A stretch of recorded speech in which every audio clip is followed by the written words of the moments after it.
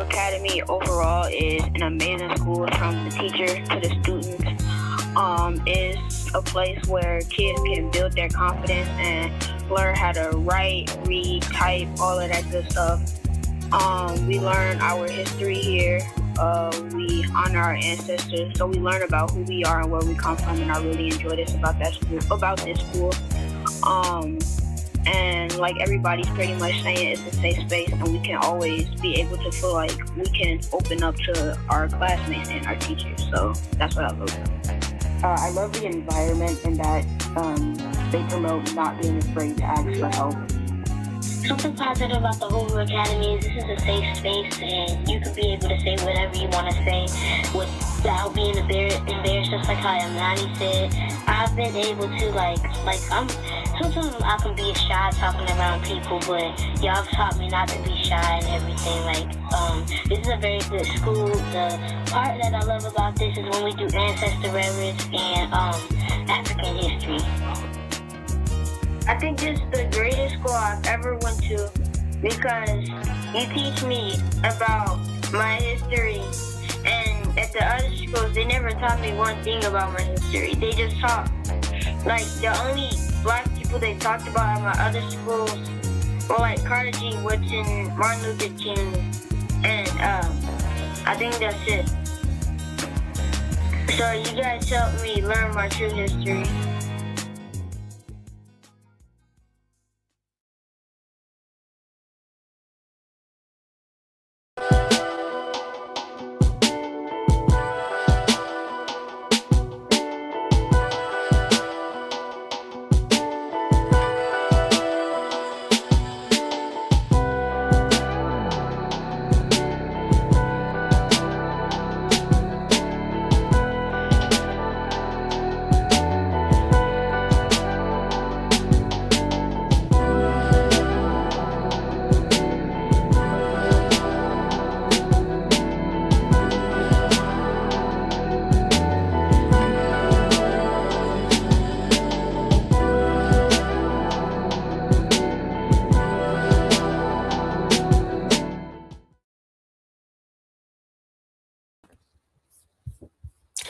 Habari Gani.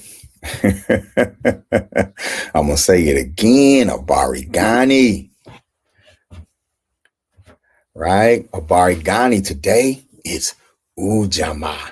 Today is UJAMAA, or Cooperative Economics. All right. I want to welcome everyone Black to the Uhuru Academy Online Global Community Kwanzaa. This is day 4.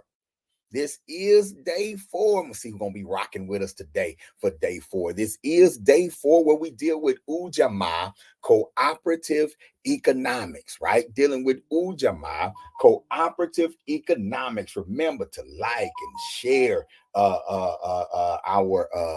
broadcast. If you're joining us on Facebook, like and share. If you're joining us on YouTube, like and share. Get up and let's spend 2 hours today.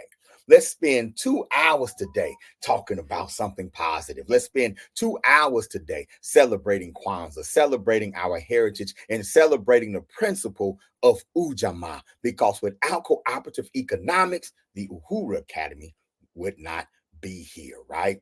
And so this is our global community celebration and fundraiser. I am Baba Amin Ojuwoke, co-founder, along with my beautiful wife and Koya Ojuwoke, of the Uhuru Academy. All right, and we're getting word out right now, kind of letting people know that we're going live, and I'm sure we'll have people to come in as we go. Y'all, I'm telling you, so far each day has been magnificent.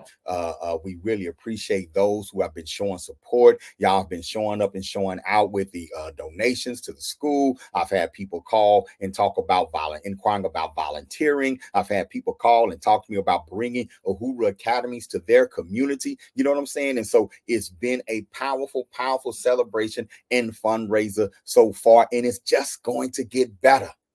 It's only going to get better from here, y'all, because this ain't the fundraiser by itself. We are launching the fundraiser, right? We are launching the fundraiser today. Okay, we're launching the fund because I know, yo, it's right after Christmas and it's during Kwanzaa. Y'all buying gifts and everything.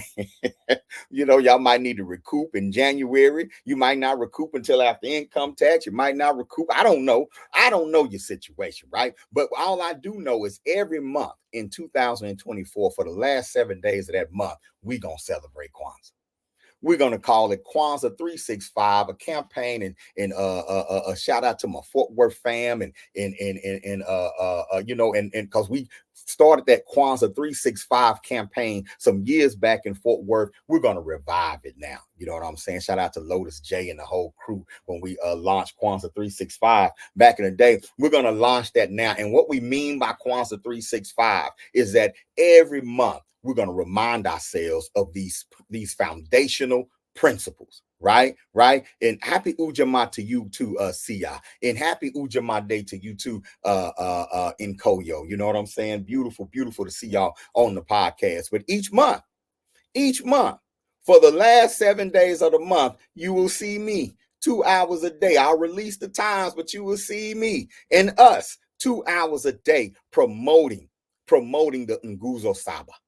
Right? Reminding us of the power of umoja, unity, the power and necessity of kuji chakulia, self-determination, the power and necessity of ujima, collective work and responsibility, the power and necessity of UJAMAA, cooperative economics, the power of nia, purpose, the necessity of kuumba, creativity, and the absolute power and necessity of imani, faith, right? And so we rocking and rolling, y'all. We rocking and rolling. I got my colors on. I got my one of my favorite t-shirts on. Talk black to me, about that from a black-owned designer, by the way. You know what I'm saying? Got the school jacket, I'm rocking wrong one. I'm rocking my shield, right. And I'm ready to go today. But before we do anything, we have to honor our ancestors. We honor our ancestors who we invite to be with us and guide us from their plane of awareness so we can be about the things that we're about and say the things that we are about to say. As African people, we recognize that we're only here because our ancestors were here. So who are we to begin any endeavor without honoring them first? I say, all right. And so basically what we're going to do, right? You're going to call out a name. Y'all can put names in the chat, right? Y'all help me out by putting some names in the chat, put the ashes in the chat, right? And we're going to pour libation into the plant, symbolizing just as the water is nurturing the plant, our ancestors have nurtured us. We also have an interactive Nearpod. We have an interactive collaborative board. It's something that we use at the school. All right. That allows our students, when we honor our ancestors, which we do that every morning, it allows our students, right, to go in and add pictures and audio of our ancestors and to really turn it into an experience for them, right? And so let me go ahead and put the link to the Nearpod in the chat. All right. So you can go to that link that I just put in the chat, right? And I'm going to create a banner for it as well. Okay, and add it to the screen, right? So you can go there and we can design us a cool ancestor wall today. I think I'll do it as well, right? So we already have some names. Let's get started, all right? I like to start it off by pouring libation for Marcus Mosiah Garvey. Ashe. All right, on behalf of Mama and Koyo, Miss Ola Searles, Ashe. We pour libation. For Baba Stokes, Ashe. We pour libation for my mother, Alice Baker. Ashe. We pour libation for the Right Reverend Nat Turner. Ashe. We pour libation for Nina Simone. Ashe. We pour libation for Baba Eshundele. Ashe. We pour libation for Baba Bandeli. Ashe. We pour libation for Asa G. Hilliard III. Ashe. We pour libation for Malcolm X. Ashe. We pour libation for all our ancestors we lost in the Middle Passage. Ashe. We pour libation for Mansa Musa. Ashe. All right. Let's see what we got. If we got anybody on our Nearpod, I don't know. I don't know. No. Okay, I got my old folks in here today. Say y'all didn't jump on jump on a near power. My students are here. They do their thing, but I'm sure they are out enjoying their Friday. Let's do this again. We're gonna pull our libation for Mama Daisy. Ashe. We're gonna pull our libation for Zora Neale Hurston. Ashe. Ashe. We pull our libation for Kwame Ture. Ashe. We pull our libation for Dr. Amos Wilson. Ashe. We pull our libation for Fannie Lou Hamer. Ashe. Pull our base for Madam C.J. Walker. Ashe. We pull our base for Willie Searles. Ashe. All right. At this time, we pull our base for all those we have not named, but we certainly have not forgotten. Ashe. Ashe. Ashe.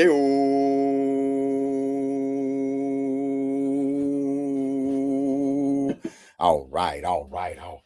Ooh.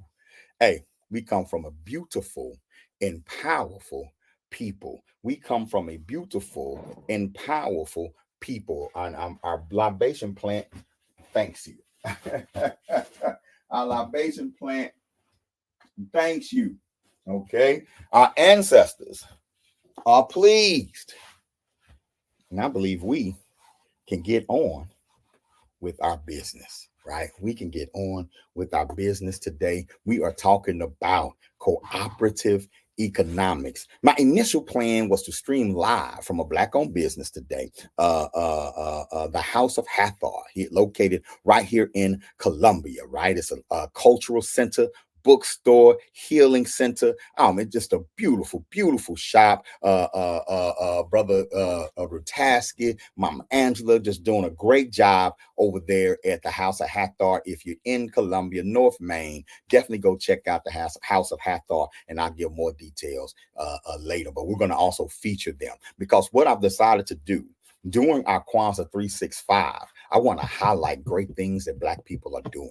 Right. And so on UJAMAA Day, each month, we're going to highlight a different Black-owned business owner, particularly Black entrepreneurs who are working with the Uhuru Academy. Right. And the House of Hathor, when we first moved here 4 years ago. Wow, 4 years ago. When we first moved to South Carolina 4 years ago, the House of Hathor gave us a space to do trainings. I would go live from inside the store, and it was a synergetic relationship. I would promote the store as well, and they, of course, I shopped every time I went there, but they allowed us to come in, and I hosted a couple of trainings for older youth there, and it's just a place that opens itself up to the community. Right. And it's a beautiful thing. I've seen young people hang out in the House of Hathor, giving birth to their business ideas. Right. And Brother Tasker would be right there encouraging them and pushing them on, like, yeah, let's do that. And if there are any older people in the store, we're in there like, yeah, I love that idea. Okay, you might want to think about doing it like this.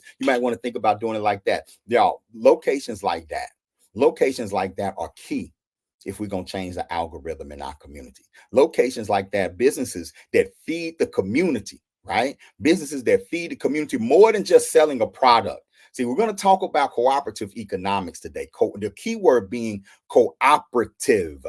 We're going to talk about cooperative economics today, right? And how we need to do business in a cooperative way, right? And so we're going to talk about that and how that principle is key to building our own schools, key to restoring our communities, right? And so that's what we're going to talk about. Now, we have a proverb, just like we had a proverb yesterday. We have a proverb today. All right. We have a proverb today, and I have to, let's see here. Let me do this. Boom. Let me bring up our proverb for today. Each day during Kwanzaa, we've had an African proverb that we would discuss and kind of help us get us into our theme, right? And so we're going to do that. All right. We're going to do that. All right. Peace and power, scholars. Well, let me introduce the brother first. All right. That's Puppet Baba. That's Puppet Baba right there. That's Puppet Baba, and he's been on hand, and our students encounter him quite often. Every morning after we honor our ancestors at the Uhuru Academy, we exercise, right? And then right after exercise, we go into creative writing. Okay. And a part of our creative writing is our African Wisdom Journal, right? And as a part of that curriculum, we have Puppet Baba, who delivers African proverbs and breaks them down. And then we give our children the opportunity to write what that proverb means to them, right? And we have a discussion as a class. And then we give them the opportunity to write a story, to create a story with characters, a plot, and everything, and use this proverb as the moral of the story. So I said, why not during Kwanzaa, each day we discuss a proverb that's related to that Nguzo Saba. So today's proverb, y'all, is he that beats the drum for the madman to dance is no better than the madman himself. Now I want you to read that, and I want you to think to yourself, what does that have to do with cooperative economics? I'm going to read it again. He that beats the drum for the madman to dance is no better than the madman himself. What does that have to do with cooperative economics? Let's see. And I'm not saying Baba Mean gonna tell you, because he was talking to the students, but I want you to think, he that beats the drum for the madman to dance is no better than the madman himself. Let's see what Puppet Baba has to say. Baba Mean here with another powerful proverb for your African Wisdom Journal. And let me take time out to remind you of how proud I am to be your teacher, and how proud I am to be a part of proving to the world the genius of African children. Now, that being said, let's check out today's proverb. Today's proverb is, he that beats the drum for the madman to dance is no better than the madman himself. I'm going to say it again. He that beats the drum for the madman to dance is no better than the madman himself. Scholars, this reminds us to be careful what we promote. Be careful what we put out there. Be careful what we support, laugh at, talk about, post, like, and share. Because if we're promoting self-destruction, if we're promoting destructive behavior, then we may be more dangerous. You may be more dangerous than the person who's doing the behavior, because you putting that behavior out there. Scholars, there are whole companies like YouTube and certain record labels who push negative, self-destructive music towards you, right? Towards you and towards other you, right? In order to make $1, because they believe that drama and violence sells. They beat the drum for the madman to dance. They're no better than the madman himself. We want you to promote positive behavior. We want you to be the kind of madman that comes up with a new invention that people didn't think was gonna work, but it works anyway. We want you to be the type of madman or mad woman who fights for liberation even when everyone says you can't do it, like Harriet Tubman and John Horse and Nat Turner, right? And you want to beat the drum for innovators. Beat the drum for people who take chances for a positive cause. Beat the drum for those with innovative and creative ideas. But don't beat the drum for those that are harming themselves. You're not being a good friend when you encourage self-destructive behavior. You're being a good friend when you can step to your friend and say, hey, that's not what we do. Those are not our values. Remember, he that beats the drum for the madman to dance is no better than the madman himself. And who do you want to be associated with? Someone crazy enough to make positive change, or someone crazy enough to make negative change? Watch where you beat your drum. Be mindful of what you promote, what you watch, and what you entertain. He that beats the drum for the madman to dance is no better than the madman himself. Today, write a story with this proverb as the moral of the story. Then, write what this proverb means to you in your life. And be wise out there, scholars. There are plenty of positive things going on for you to beat the drum to. And plenty of negative things going on that even though you're aware of them, we don't promote it. Enjoy your writing. I'm looking forward to reading your thoughts. Peace. Peace and power, scholars.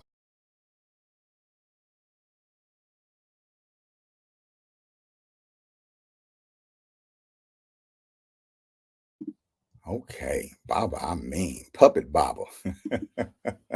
Good stuff. He who beats the drum for the madman to dance is no better than the madman himself. That's today's proverb. That's our official UJAMAA proverb today. You know, he who beats the drum for the madman to dance is no better than the madman himself. Let me put that right there so y'all can see it. He that beats the drum for the madman to dance, right, is no better than the madman himself. Now, I'm talking to me, all right? I'm talking to you.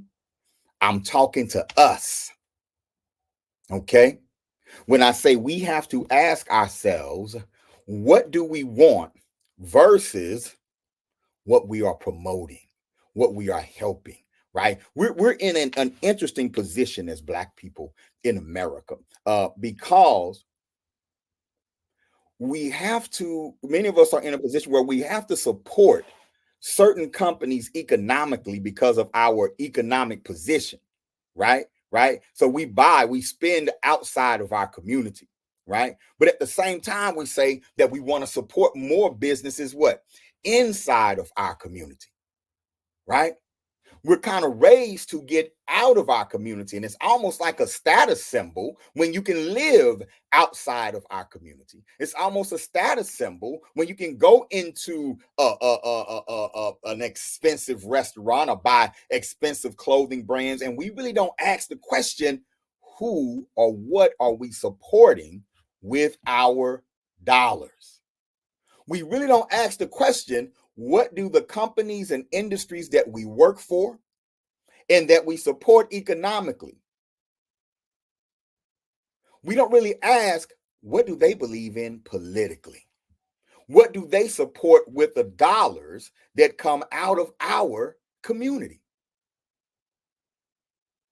Right?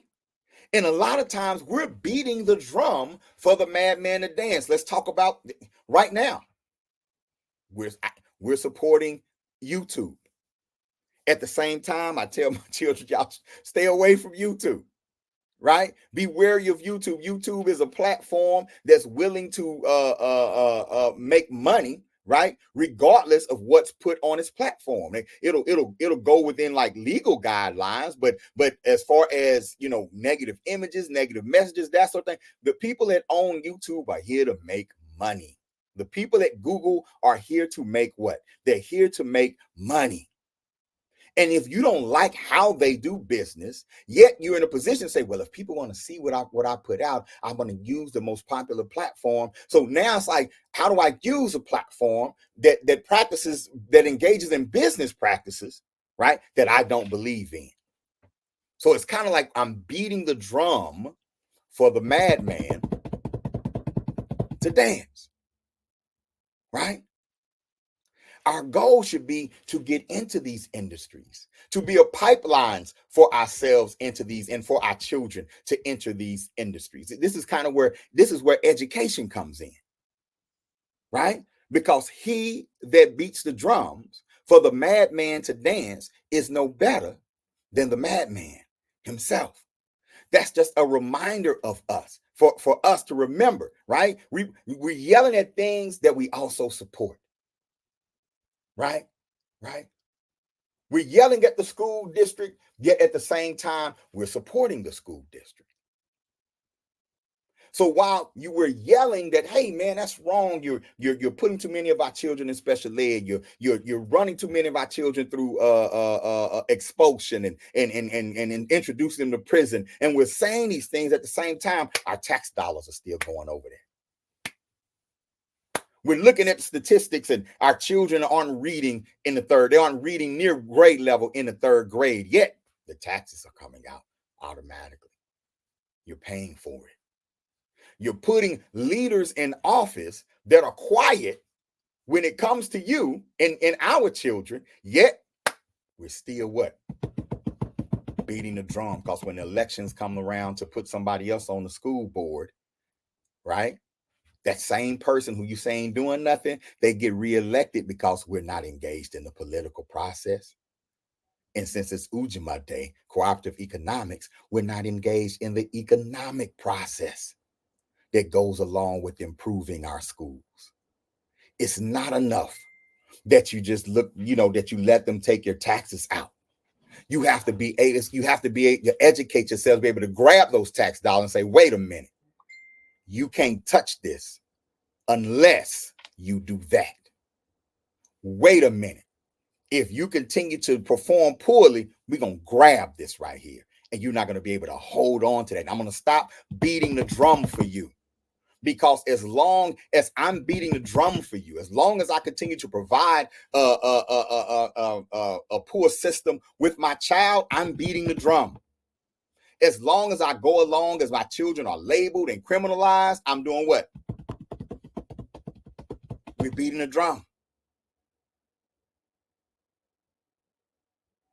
Right? He that beats the drum for the madman to dance is no better than the madman himself. So we have to take collective responsibility for everything that's going on in our community, right?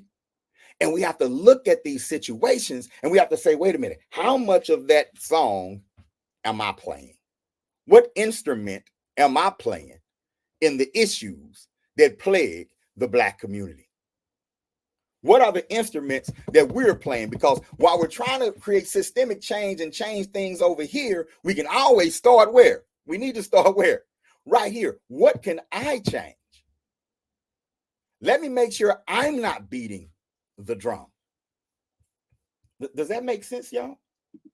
Does that make sense? Let me make sure that I'm not beating the drum, or I'm beating as little bit of the drum as possible, because leaving the band of self-destruction is a process. It's not an event, right?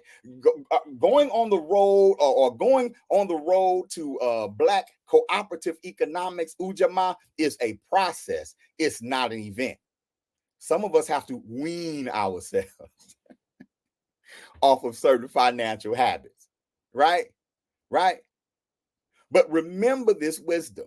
He that beats the drum for the madman to dance is no better than the madman himself. So I get up every day and I say, man, I got to beat less of the drum. As little of the beat. I'm going to play as little of the beat as possible today. Each and every day. And I'm going to play more and more louder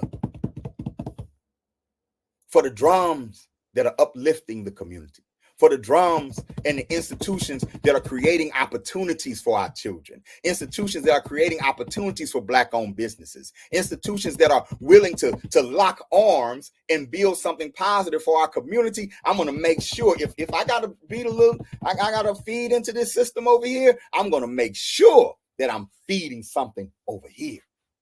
Matter of fact, I'm going to pull something out of the system over there. And I'm going to put those resources inside of the systems that we're building over here. Am I making sense to y'all? And that's what the Uhuru Academy is all about. The Uhuru Academy, right? Our mission and our goal when we founded our school, it was not to get rich. It was not to create individual wealth. It was not like, hey, it's a market out there for education. We could clean up. No. We're impact driven, not money driven. But what we understood was that it's going to take money. It's going to take resources in order for this vision to come into fruition. But it's not just about how much money that we need. It's about what we do with it once we get it, how we treat it, how we circulate it, how we accumulate it. That's going to build a generational foundation for our schools to be here 100 years from now. Donations alone don't do that. We have to create relationships, reciprocal relationships where our survival feeds the survival of others. Now, supporting the Uhuru Academy, I can't promise will help you keep your job. I don't know about that part, right? But I do know that funding the Uhuru Academy or being a part of the Uhuru Academy will help build your business. I do know that your ownership will feed my ownership can feed your ownership, your institution can feed my institution can feed your institution. I know we can build circles. I know we can build supply chains, right? There's so much we can do. And in founding the Uhuru Academy, we had to find creative ways to build our school. I know a lot of people say, you just need to go get a grant. Like you can just go down to the store, down to the corner store and say, hey, y'all, give me a grant. Right? But no. And grants, y'all, depending on where the grant comes from, grants aren't permanent. Grants are temporary. So when you get a grant and say, we're going to fund you for 3 years, well, you got 3 years to figure out a way to either renew that grant or go get another one. And if the political tides change, they can come back and say, well, we're not funding this grant anymore. Then what you going to do if you've been relying on a grant? No. If we're going to build something strong for our community, something strong for our children, we have to build institutions that are planted and rooted in the ground. Does that make sense? On the ground and in the ground. And they have to be self-refueling. They have to be self-refueling. Every Uhuru Academy is designed to be self-refueling. Every Uhuru Academy and our model is designed to bring in revenue, right? When you study Black schools when in the United States, and I'm telling you something, man, that generation after Reconstruction and the first part of the 20th century that were stressing education, that had come up out of slavery and the abandonment of the U.S. government after a 10-year Reconstruction period, they placed a premium on two things: land and education. And when you go and you study what Black communities did in order to put schools on the ground, it'll inspire you. And one of the ingenious things that they did, and it was really a custom that was borrowed from schools in Africa. We brought this knowledge of how to build a school with us, right? This knowledge of education with us, that these schools were largely industrial schools. And one of the ways that they made money was by offering services to the community as a school. So if we're a school that teaches bricklaying, we're going to subsidize the income by offering that service to the community. If you need brick, you need to lay some brick, come get it from the what? From the school. Come do business with the school. You need carpentry work, we have a carpentry program. Come do business with what? With the school. You need landscaping work, we have a landscaping program. Boom. And then students, even if you were there to study biology, even if your goal is to become a teacher or your goal is to become a lawyer, you still took the industrial classes because that's how you give back to the what? To the school. And not only are you learning transitional or transformational skills, not only are you learning those skills, right? But you're also you're also helping the school help itself, right? And this money now becomes an investment. So now when you do business with the school, you're investing not only in the work that the school is going to do for you, right? But you're investing in our future as a community. That doesn't exist in our community right now. We want to bring it back. The Uhuru Academy model is a model that not only teaches entrepreneurial skills, not only teaches industrial skills, right? but it's a model that also teaches the relationship between the skills, the relationship between school and industry, the relationship between the different levels of industry. We teach community building at the Uhuru Academy. I'm going to show you a series of short clips that I've compiled from over the years at the Uhuru Academy. And we're going to talk about the economics in each clip. We're going to talk about the potential economics in each clip, because see, when it comes to building Uhuru Academies, it's imperative. Part of our model is that you go and you create opportunities for businesses, independent Black-owned businesses inside your community to be a part of the vision.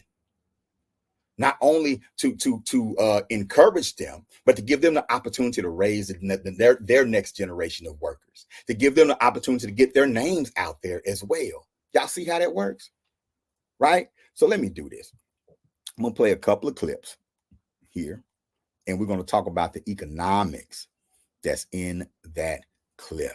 Okay, let's do this one. I love this one. Okay, let me take Puppet Baba down. All right, let's do this one. I'm gonna be the herb farmer. And I'll do the chicken. We growing over here. I'll work at the mill. I work at Temple New African Unity. I work at the school. Sankofa City. I work there. That's a nice farm. I work at the hospital. Where that will go? I just stick there. Where did that? What's going on in this picture? What's going on in this clip, y'all? This clip was taken a few years ago, Fort Worth, Texas, at an Uhuru camp, a summer camp that we hosted at. This one was at Greater. Well, which I need Nkoyo in here. I think this one was at in Stop 6, my cousin's church. Shout out to Pastor Brown. The name of the church escapes me right now. But this, we hosted it at a church, right? But here you have Mama Oshun, Uhuru Academy parent, a relationship with a parent, right? Here we have Sweet Home. Thank you, Sweet Home Baptist Church. Right.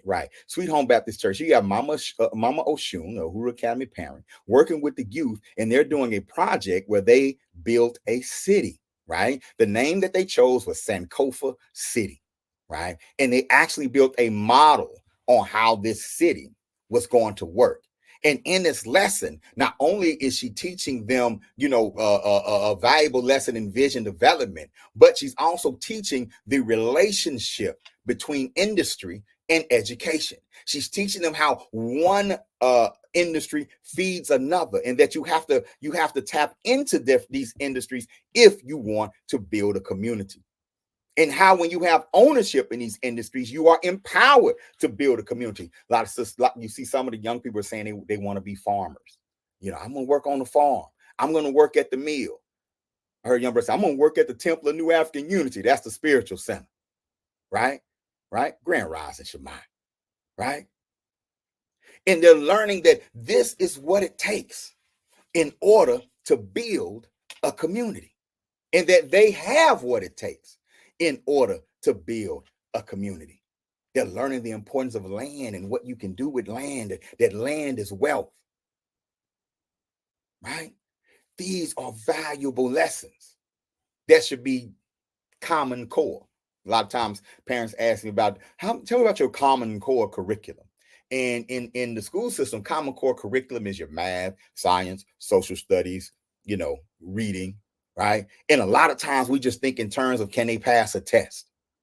Y'all, you're looking at common core right here. It's not math involved. You don't see the geometry that's involved, right? The economics that's involved in building model cities, the reading that's involved, the social studies and social sciences that's involved, right?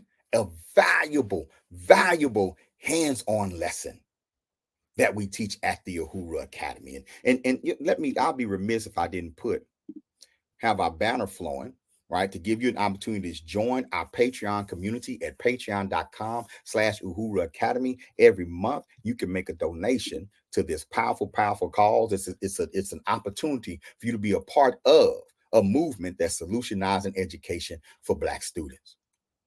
For many of our children, when they come to us, these are their first exposures outside of what they may be getting at home. If they're not getting it at home, they have not gotten it at school. They have not been told, hey, let's visualize cooperative economics, right? At the Uhuru Academy, we don't let the students get away with saying, I just want to make a lot of money. For what? What are you going to do with it, right? I'm going to buy me a house, buy my mama a house. I'm going to buy this, I'm going to buy that. I'm like, okay, cool. Yeah. Except for the houses, get all the houses you want. Get that land. The land is wealth, right? But other than that, it seems like you're just becoming a consumer. What else can you do with those resources? Let's talk about it. What can you build with those resources? Not just for other people, right? But for yourself. And then show them a principle of economics where when you share the wealth, when you spread the wealth, what it does, you might not have as much of a number of dollars in your bank account, but you could build a cycle of economics that's flowing in a way that'll feed your great-grandchildren, right? This is the economic concept that we teach at the Uhuru Academy. Some of you all are going to go into distribution. Some of you all are going to be our landowners, our agricultural scientists. Some of you all are going to be in the retail space. Some of you all are just going to be in the transportation space. Let's learn how all of these factors work together, how all of these industries work together to build powerful communities. And then let's study the communities that we're already helping to build. Where does the man who owned Nike live? Who is he? That's a company that we support a lot. What are they building? Because they're definitely not building anything in our community. They're making billions of dollars. This is not to generate anger. We're just doing math. They're generating billions of dollars. See how much of those dollars come from the Black community. This is how we teach at the Uhuru Academy, right? Now, they're getting this much out of the Black community every year. How much are they investing in? Wait a minute. Does the Black community need investment? Yes. Then how much are those we support supporting us? Where do they make those shoes? How do they make those shoes? How much does it cost them to make those shoes? Then we find out they don't even make the shoes in America. So they don't even create jobs for Americans to manufacture the shoes. And they call us militant. And they call us anti-American. What? They making billions of dollars and won't even make the shoe here so the people who buy the shoes can have a job. These are the discussions that we have. Then we say, how would you do it?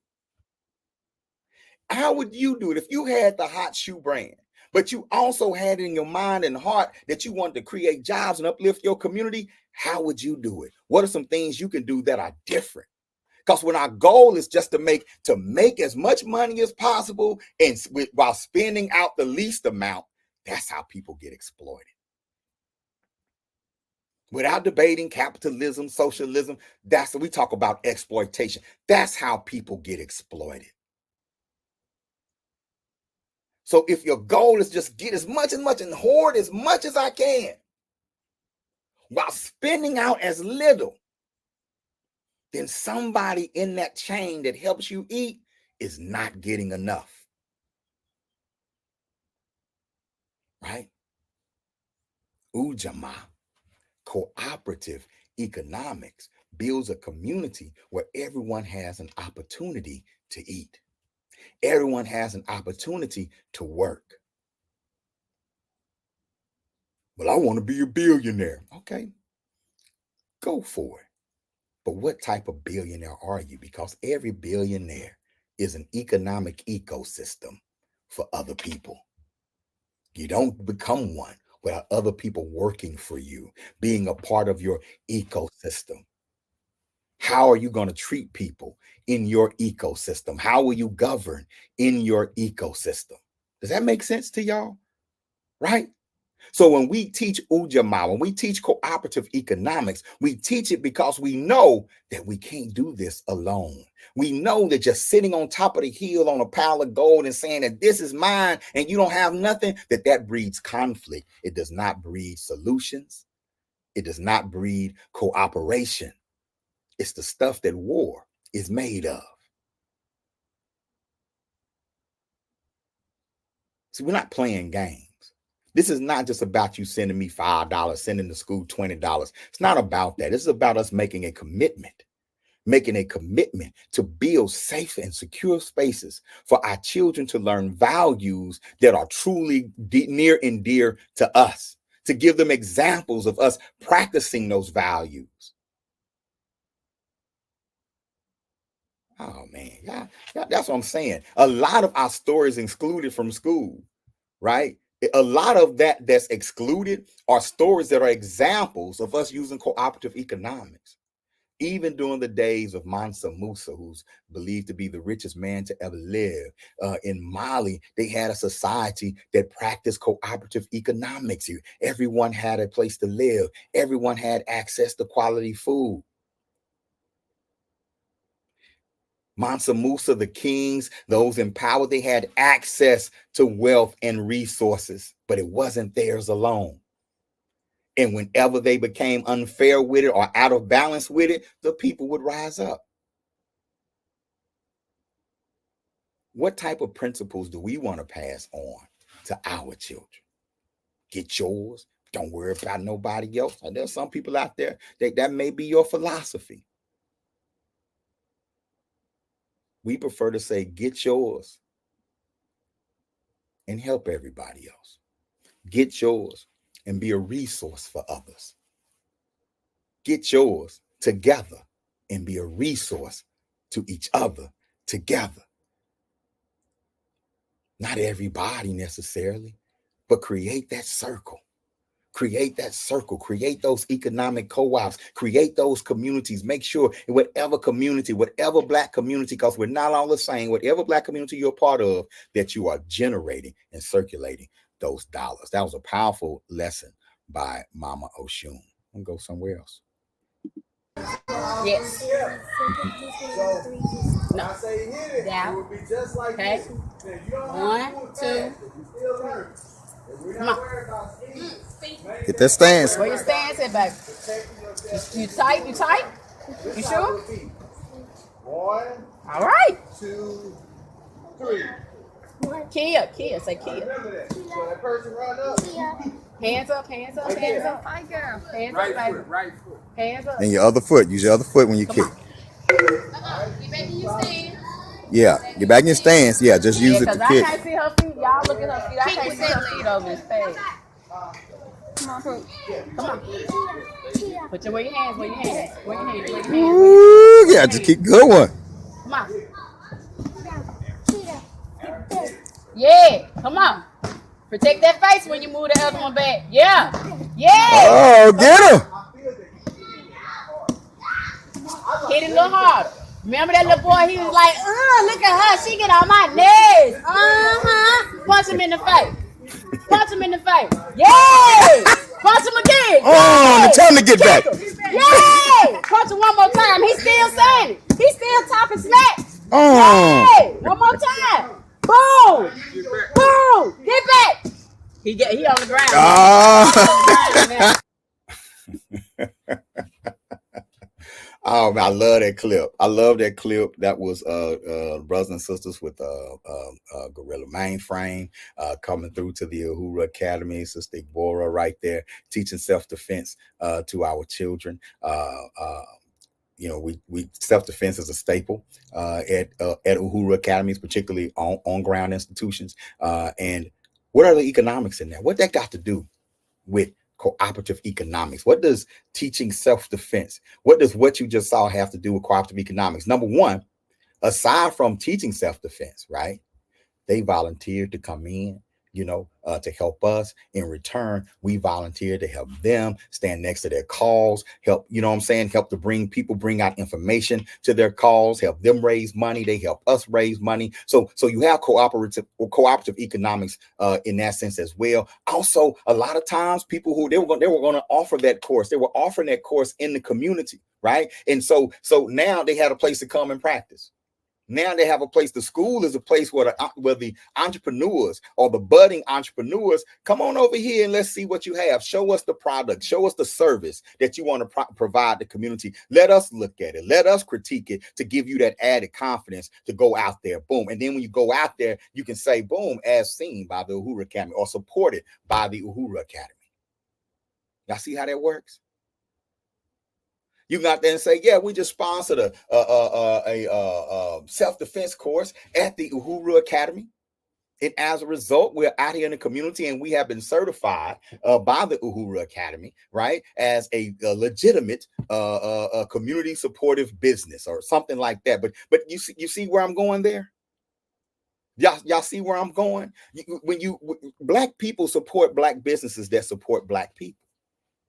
So in the circle that we want to create a circle, right, that includes our school and that includes businesses and programs that support the Black community.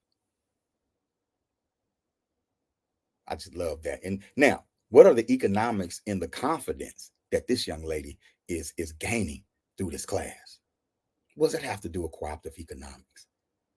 One thing, and when she grows up and she becomes successful and she is on a track to become very successful, that young lady, she's going to remember that people helped her. She's going to remember when she says, "Ooh, what came over me? What brought all this confidence out in me? What helped bring this confidence out in me?" And she's going to remember the people in the community that were there for her to bring that confidence out, that poured positive energy into her. So if she goes to work for the system, she won't ever forget where she came from. She won't ever forget the importance of impact, the importance of having independent institutions inside the community. We've had several students who may have spent some time with the Uhuru Academy. They go back into the public school, they graduate, and they'll call back and say, "I'll never forget my time in Uhuru. This is what I learned at Uhuru, though." They'll always have a memory of the Black community, of one, of potential investment, instead of like we were raised, grow up and get out of the community, grow up and leave, grow up. I remember being told, you smart, you can get out. You can get out of the community. I remember being told that. You one of the smart ones. You can get out. Remember the Jeffersons moving on up to the east side because things were so bad in the Black community, they had to get out. So we were raised with that mentality, but we wasn't thinking about the economic implications of what we were doing, right? And we were moving out of our neighborhoods, right? But we wasn't moving into better Black neighborhoods. We just want to leave the Black neighborhood, period. Right? And so when you do that, when you leave, you take what with you? Your what? Your economics. How do we bring the economics back into our community, under our control? And how do we learn how to do more with less? How do we learn how to do, well, of course, that's what we do, right? To do more with less, right? And so that's key. All right. That's key. That's key. Let's see what else we got going on here. Show y'all another one. Teams, you have to divide the work. Many hands make light work. Many hands make light work.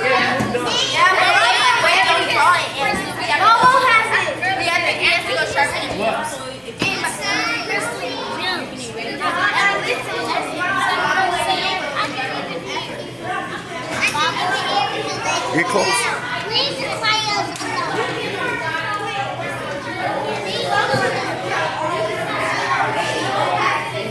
Way to work together.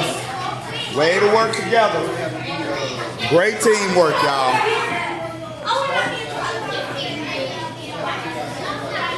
Great teamwork. They try to say we can't work together. We proving them wrong. All right, love that one. Right. So that was a clip of the Youth Business Club, the Uhuru Academy Youth Business Club, and it's one of our business camps, youth entrepreneurship camps that we threw in Fort Worth some years ago. And in that particular exercise, the youth was split up into groups where they had to work together, and you had young people ranging in age from around 7 years old up to around 14 or 15 years old. They had to get in groups of a variety of ages, and they had to work together and create their own business. Right. But not only did they have to create their own business, they had to create the name of the business. They have to say what level of business. Are you in manufacturing? Are you in a wholesale? Are you a retail? Are you in transportation? Right. And then they had to explain, right, how their business complemented the businesses that the other groups created. Right. I'm talking about a powerful exercise.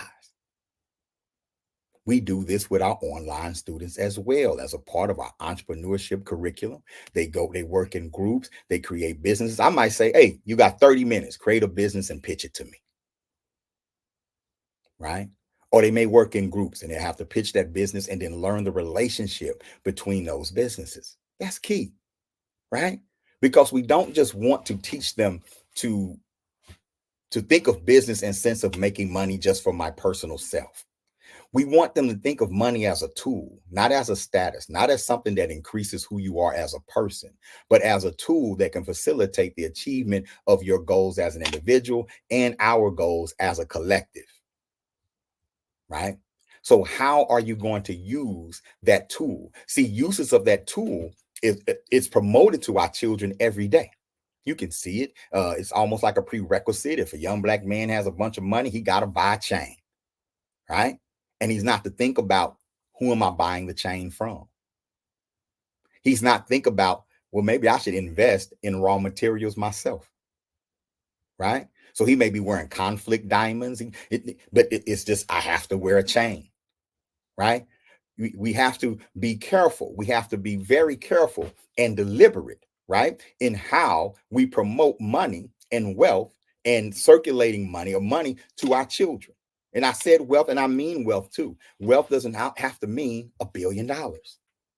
What are some other ways that you can be wealthy? What are some other paths to wealth? Where in the world is the best place to have it? Where in the world can you live very comfortably and not need it? Or where that is what wealth is, being able to live comfortably, being able to live safely, being able to live peacefully. We need to redefine wealth, redefine that, and then only then will you be able to practice UJAMAA or cooperative economics. There are certain programs that'll work on a Mac and certain programs that'll work on a PC because they have different operating systems. So if our children are coming up on a me, get rich for me, look what I got operating system, how do you teach cooperative economics on top of that? Right? So at the Uhuru Academy, we take pride in teaching UJAMAA, cooperative economics. Peace, Brother Rutaski, Brother Rutaski of the House of Hathor in the house. Beautiful, beautiful cultural center. You know what? Let me do this. I'm going to invite the community in. I want to invite the community in. Y'all going to help me today. I'm going to invite the community in. I'm putting a StreamYard link in the chat, right? And I'm going to invite the community in. And today we're talking about the importance of cooperative economics, right? The importance of cooperative economics, okay? And so I put the link in the chat. If you'd like to come on, you can definitely come on in. I'm going to bring Mama Nkoyo up. I know she's traveling, so I don't know. Well, Mama Nkoyo, message me and let me know if you are available as well, okay? All right. In the meantime, in between time, let's see here. Let's jump to a quick commercial break. All right.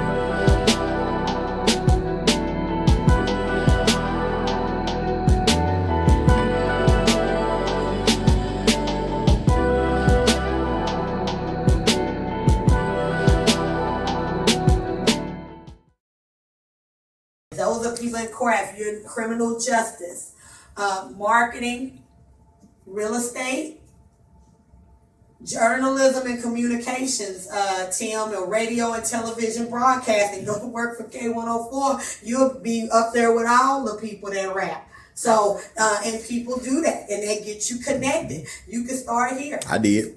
Yeah, he did that. I went to radio broadcasting school. With the radio broadcasting, so they have a radio and television broadcasting programming. You'll learn a lot about how songs get chosen for the radio, and that could completely alter the way you do music and change it up. You never know. So I'm just saying, go on this site and start seriously thinking. Here's things in the health field, and here, like I said, there is counseling again, nursing is right here. Physical therapist. I've had to go to physical therapy, and I told my son I didn't even realize how much fun physical therapists have. And the guy that does my physical therapy, they make a lot of money, and you are helping people, and it is a good. He said he loved it. So how fast can you get?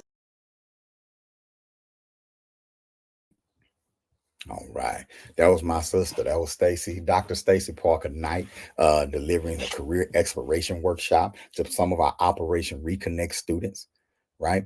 Y'all, we have to expose our children, not only to what, but to the how. Young people are going to come to you with dreams. They're going to come to you with goals, but understand that those dreams and goals are based on the menu that they have been given. Right. And so with a lot of our children, the prominent menu for Black people is entertainment. That's a dominant menu. We see a lot of Black people in entertainment. We see a lot of Black people in sports. That's a dominant menu. That's where you see us. Those are the roles you see us in popular culture. Right. You don't see us in popular culture. Right. In a lot of working class communities, you don't see a lot of Black dentists. You don't see a lot of Black dental assistants. You don't see a lot of Blacks in law. You don't see a lot of Blacks in industry and the supply chain, and you don't even see a whole lot in retail. And if they are, they're kind of like on the lower end of the retail spectrum, right? So there's so much out there, so many industries out there, right, that a lot of our children are not exposed to. And a lot of our schools are so bogged down having to teach to standardized tests that don't teach about entrepreneurship, that doesn't have a section on entrepreneurship. It doesn't have a section on career exploration. So a lot of career exploration doesn't happen.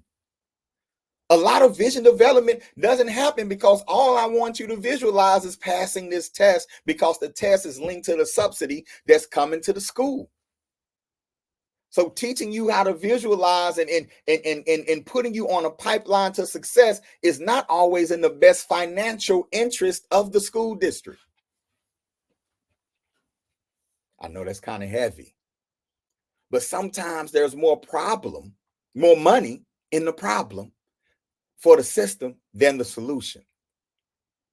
There's more money in Black failure for the prison system. We still make up about 13% of the United States population, and still over half of those in U.S. prisons. And prison is an industry. Prison is not a spiritual institution dedicated to the accountability and recovery of criminals. That is not what prison is. Prison is a multi-billion-dollar industry that makes products, that offers products and services. And a good majority of its workforce in making those products and services are the people that are in prison, who work for basically free. They used to call that slavery. Well, they still do, because if you read the 13th Amendment, it says that slavery was outlawed everywhere except in prison. Well, if I'm pouring billions of dollars into an industry, do I want it to end? Do I want this industry that holds 2 million people in it, that provides me with workers I don't have to pay,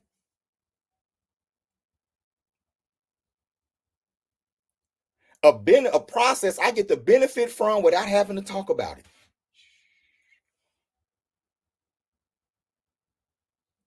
Do I want that system to go away, or do I want that system to stay?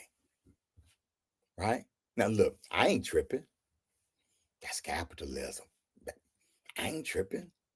But do we have to go along? Do we have to beat the drum for the madman to dance? Do we have to do that? Do we have to do that? No. Economics is all this competition too. Right? And so our position at the Uhuru Academy is we're educating our children away from the prison system, not towards it. Away from the system, not towards it. How do you do that? How do you educate our children away from the system and not towards it? By helping them all get rich? No, that's not a reality in capitalism. You can't have capitalism and everybody be rich. There's no such thing. If you have extreme wealth, you have to have extreme poverty. Right? And if you doubt that, then show me where. Okay? I'm talking about extreme individual wealth. Right?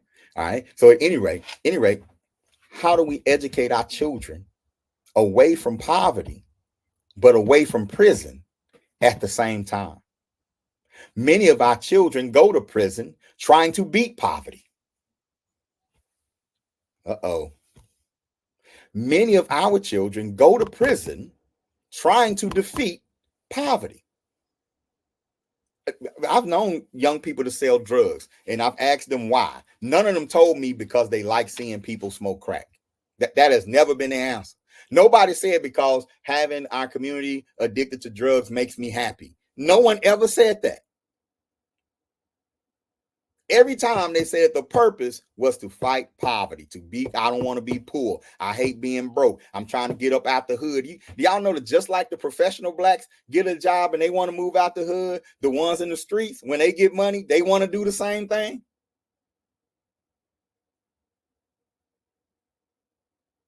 Except they have a problem because they make their money in the streets. They got enough money to move out the streets, but whenever they go to the suburbs, they worried about what's going on over here because that's where their bread and butter is. They're still making money over here, so they don't have that luxury. Whereas the professional black person, because those industries aren't in the community, you can work for someone. Chances are you're not going to work in the community. Chances are you're going to work outside the community and live outside the community. So how can you practice cooperative economics? Well, you are practicing it, but you're practicing within the community that you live. Now, that person is taking the risk of going to jail by doing what they're doing. They're trying to fight poverty too. They want to get out too, but they can't. They haven't been educated to rebuild.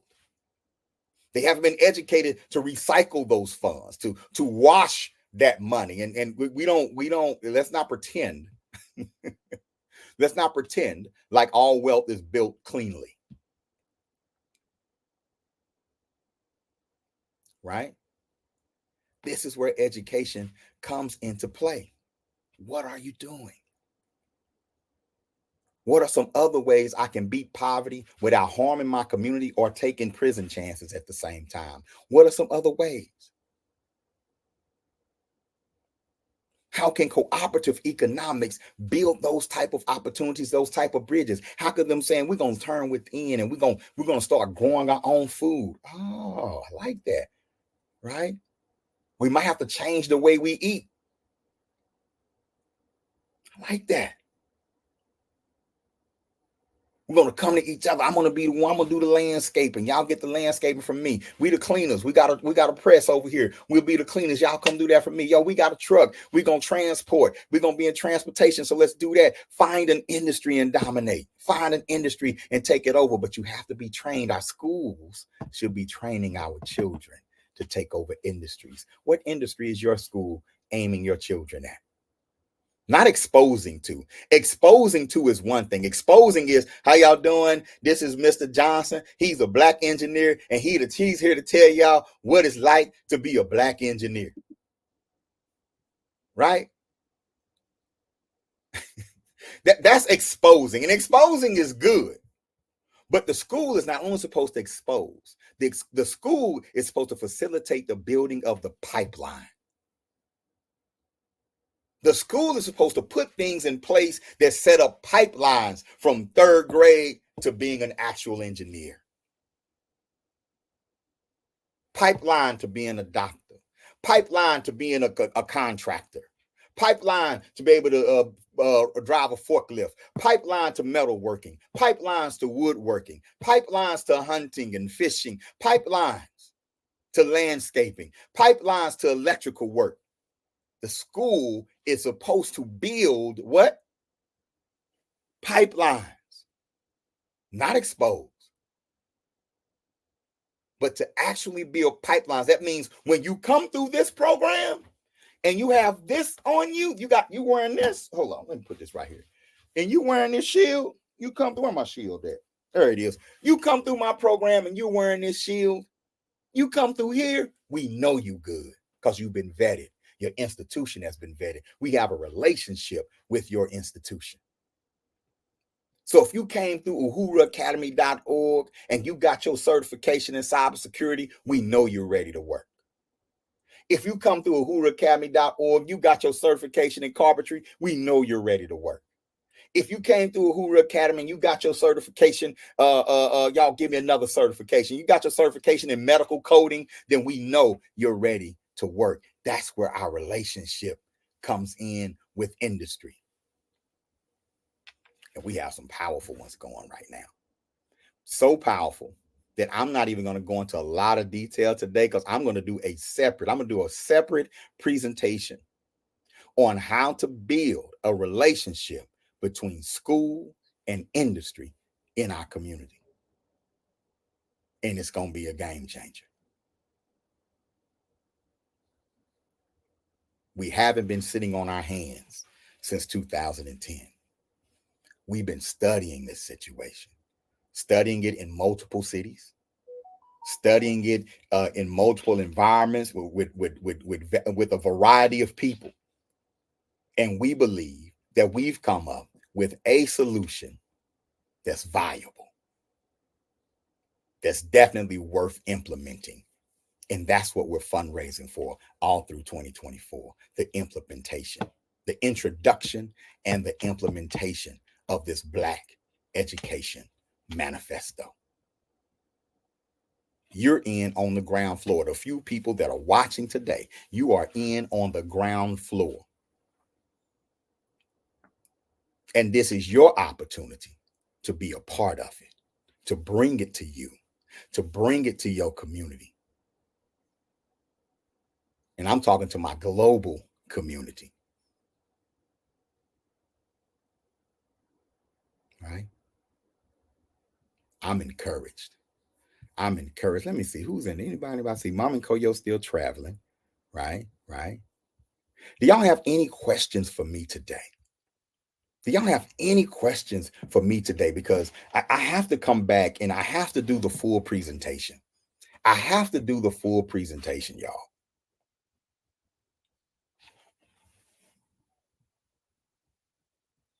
Today, share this video. Let people know about the Uhuru Academy. Let people know about our online program, our K through 12 online program that is now enrolling. All right. You can visit uhuruacademy.com and let me go there right now.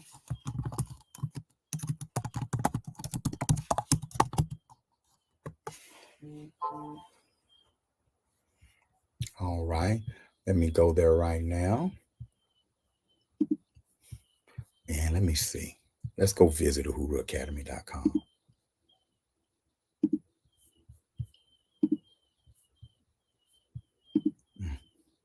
All right. Education is our passport to the future. Malcolm X. Liberation through African-centered education. Okay. You can go to uhuruacademy.com right now And not only do we have our private school, we also have our we do professional development with teachers. We have our adult education program, Operation Reconnect. What I want us to focus on today is Uhuru Academy Online. This is what you're supporting today, is our online program. We have students enrolled in the United States and in Africa. All right. And we are enrolling right now anywhere in the world where you have internet. This is the most powerful live virtual education experience for Black children in the world. Our vision and mission, our vision is clear. Create a global community where Black individuals are empowered with knowledge, pride, and purpose. Our mission is to deliver quality education that embraces African values, fostering critical thinking, cultural awareness, and leadership skills. Your support, why support us? Your support is a testament to our commitment to the empowerment of Black youth globally. By supporting the Uhuru Academy Online, you contribute to a movement that transcends geographical boundaries, creating a lasting impact on the lives of individuals seeking education, rooted in identity, culture, and empowerment. So just go check it out. Go check out Uhuru Academy Online. All right. We are K through 12. We graduate our children. We didn't ask anybody's permission. If you ask if it's a real high school diploma, it's as real as you are. It's as real as we decided to be. Uhuru Academy graduates have gone on and entered the world of work. They've started businesses. They've gone on to college and successfully completed some.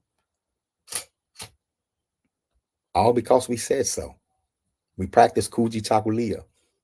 We practice Umoja, unity. We practice UJAMAA, collective work and responsibility.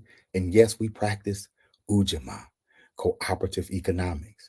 You may go on our website and you may see, oh, well, why y'all charge a tuition? Cooperative economics don't mean everything free. Okay. Someone always pays, but we pride ourselves on not stopping and not allowing money, right, to be the roadblock to getting your child in our school. If you're willing to work with us, if you're willing to cooperate with us, we're willing to cooperate with you. But you have to be willing to cooperate. We have financial advisor comb through your finances for you, help you put a budget together. We have students, we have part-time options. We have 9-month options, 12-month options, right? Then you ask our parents, if we don't do anything, we will cooperate. All we want is a plan. We barter. We actually barter with our entrepreneurial parents. Yes, we have parents who teach at the school. That reduces the tuition. Sometimes it wipes it all the way off the books. We promote our parents' business. If you got a Black-owned business, you probably want to enroll your children with us because we're going to scream about you all the time. We're going to promote you all the time. We have to stop beating the drum for the madman to dance, because that makes us no better than the madman ourselves. And we have to start beating the drums for the programs and the plans and the visions that are here to uplift. We're going to do a better job of sharing our vision with you. All right, let's see. Mom and Koyo, you back there? There she I is. am. Habari Gani. Oh, UJAMAA. UJAMAA. It's been a great program. Well, give thanks. I just want to give some examples. I love hearing our story. Yes. Without cooperative economics, we definitely wouldn't be here. From when we first started at the STEP program with Ricky Clark, and we exchanged a job for a school. Right. We worked there as teachers, and we were allowed to put our school inside that building at the same time. Not only was that collective work and responsibility, but that was also cooperative economics. He didn't have to pay me as much as a teacher. I didn't have to pay rent for the school. You see how that worked? And so sometimes that barter is key. And I want to, because we have a lot of people out there say, man, I want to start a school. I want to start a program. You can, but you can't just think in terms of, I need a lump sum of money, right? You have to think in terms of, what relationships do I have that are just as good, if not better, than money? Absolutely. And even ourselves, you and I, we practiced cooperative economics. Whatever we got in, we from your side hustles, my side hustles, or whatever, we brought it into the school. Made it profitable for the whole. And so, and even with us unifying as a couple, we brought our resources together, and that's cooperative economics. So, definitely, we at the Hoover Academy, that's one of our major principles, along with UJAMA. Collective working responsibility is the cooperative economics, because we have not had grants Break it from the up. outside, from government. We've always been supported. We've always Uh-huh. been supported by the community. Can you hear me now? Yes, Yes. yes, absolutely. Absolutely. Oh, okay. And y'all, that's key. I remember with even with the Doc Bookshop and our Uhuru camps and holding temple there, helping to support our local bookstore while at the same time Right. building our business, right? And Right. holding events and conferences and creating safe spaces for people to generate ideas and to blossom and to support one another. We have to find Right. each other. RBG Family Weekend, you know what I'm saying? And people being able to come from all over the world, really, and just come into this environment where we're talking cooperative economics, and people Right. who didn't think they had it in them to start a business, they have gone on to start businesses that are still in business today. And we know that we're Right. going to support each other. When I go to Arkansas, I know I'm going to eat at House of Mental. Yes, absolutely. I know that. Absolutely. I'm going to do a whole presentation on the Uhuru Academy, South Carolina.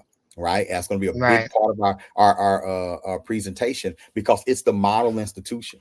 Right, the Washington family Right. have not only turned this into a school, this campus into a school, but also a business that generates money for itself. Right.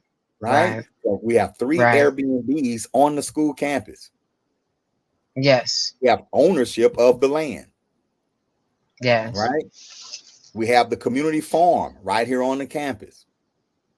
We have Right. a pavilion, a stage outside for hosting indoor, outdoor events. The campus doubles as Yes. an event center.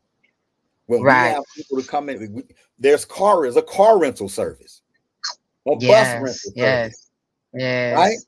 right. So everything here is positioned to bring revenue into the school, and that's the model.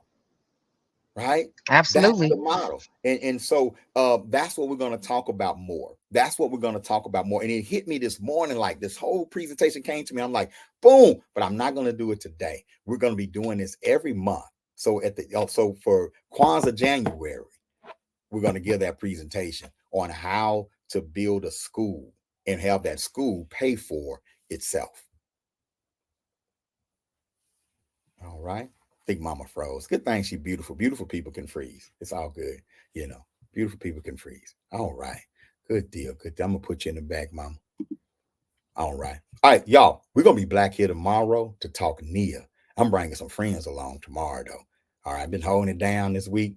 I'm bringing some friends along tomorrow, bring some friends along on Kuumba Day, Creativity Day as well, right? And Imani, I can't wait till Imani. We're going to talk about the Temple of New African Unity and how the spiritual community has been such a huge support to the Uhuru Academy. Right. And so I appreciate everybody that hung out with me here today. All of our students who logged on. Shemai, you are in the house, bro. You get extra credit, man. You the MVP of this week. And I'm going to play your presentation tomorrow, your Kuji Chakalia presentation, and any other student out there, touch up your presentations. Go look into the classroom. We're going to play those presentations tomorrow, put you all on display. I wanted to talk today about cooperative economics. I wanted to put it on everybody's mind, but I really want to shift your thinking.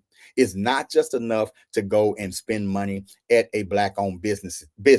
Definitely go do that. Right? But we also need a plan on how we're going to circulate those dollars. And we want you to get in the game. How can you increase and create revenue streams by supporting other Black-owned businesses? Right? We want everyone to see the benefit of cooperative economics. Right? And so hopefully I did a little something today to kind of illustrate that picture for you all, and to let you know where we're headed and how we think as a school. So when you donate, when you give to the Uhuru Academy, right? You're not giving to Baba so he can have a fancy house. Matter of fact, for the last 4 years, we've been living on the campus of UASC in a tiny home. In a tiny home, pouring into the school. Why not? If I'm going to pay for somewhere, why not pay here, until we build our home, right? Until we build our home. But the last 4 years, we've lived in a tiny home. So we ain't balling out over here. All right. We're not balling out over here like that. And we don't want to. We have a financial stability plan for our family. Today, we're talking about the financial stability plan for our legacy, our institution, our Uhuru Academy. All right. I love you. I don't mind telling you. I'm going to let y'all go a little early today because guess what? I'm about to go and I'm about to go shop. I think I'm going to go to House of Hathor and do it. All right. So I'm out, y'all. We love you. We don't mind telling you. Habari Gani. UJAMAA. Cooperative Economics. Peace.